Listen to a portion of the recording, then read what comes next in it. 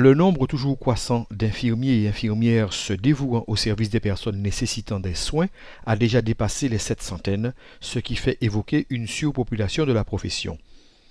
Fort de ces éléments, la Caisse générale de sécurité sociale et l'Ordre des infirmiers ont alliancé leurs efforts afin de pallier toutes les anomalies qui auraient pour conséquence de ternir l'image de la profession. L'Ordre des infirmiers, qui est une nouvelle institution dans notre protection sociale, a tenu, à la demande des syndicats d'infirmiers, à animer cette manifestation avec la Caisse générale.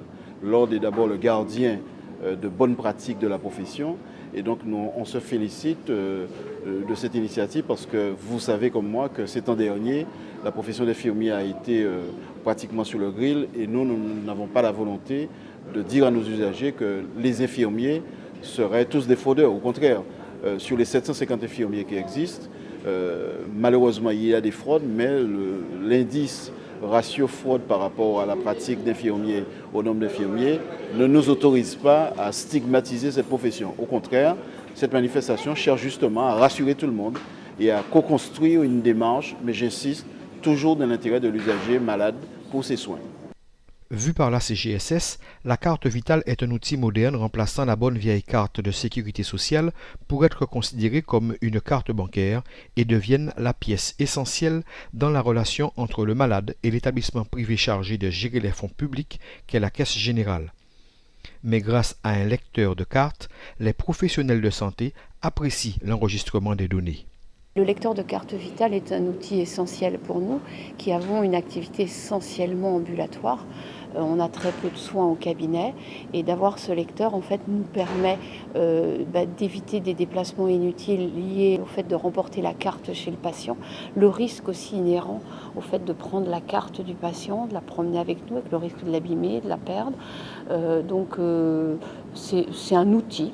C'est un outil comme les autres outils qui vise à faciliter, à simplifier notre exercice, et qui nous permet en fait de faire de la télétransmission Sésame Vital en toute simplicité et en toute sécurité.